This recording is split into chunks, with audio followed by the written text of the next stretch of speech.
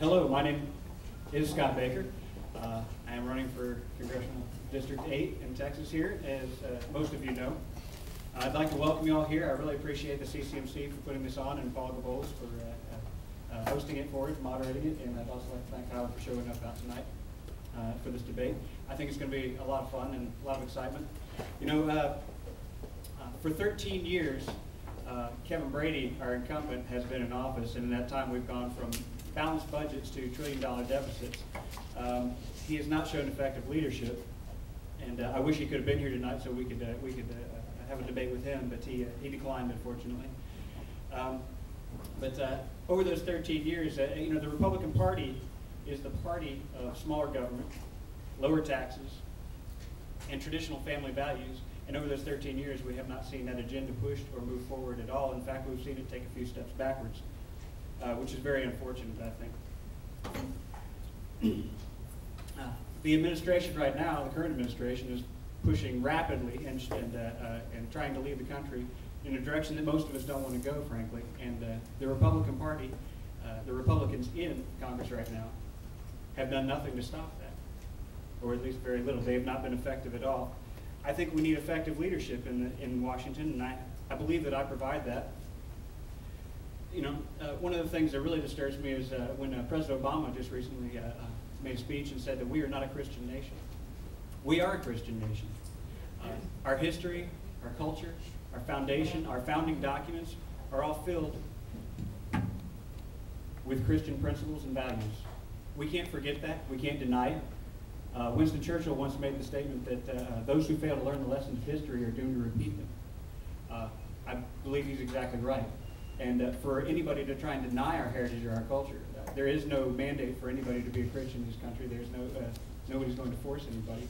But for anybody to try and deny it is an absolute mistake. We must learn the lessons of the past. And one of the reasons that's important is because of all the problems we face. All of the problems we face, and one of the things that I bring to the table is that I'm very solutions-based, solutions-oriented. I want to fix things. I don't just want to talk about them. I want to fix them, actually apply the lessons of the past to the future. That is how we move forward. We learn all the lessons, all the problems that we have. The economy, the war in Afghanistan and Iraq, everything that we face as a nation, all we have to do is look at the past. We've faced similar problems before. All we have to do is take the lessons that we learned from those, learn what not to do and what to do, and apply those to the future. Build on those. We don't need a new system of government. We don't need a social democracy or a socialist agenda. We have the best system of government in the world, and it's because of the American people. Now, I stand for solutions like we have to cut the size of the federal government. We know that it's too big. It cannot move right now because of the size of it. It is entirely too large. There is no accountability. That is what happens with any large structure or organization. We have to pay down the debt. We are crushed under debt. We have to cut spending, cut taxes, excuse me, and we have to unleash the power of the American people. Over and over again, when we do that, we succeed and we excel. We don't just make it across the line. We push it 10 times further down. We set the new bar for the world. We have to fix health care. How do we do that? The solutions are on the table. We know what has to be done.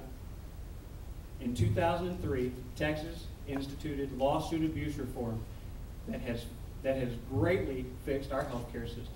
It has stopped the rise of costs, and it is beginning to even bring them down some. We have to open interstate commerce, and we have to stop the fraud and abuse. We have to stop the corruption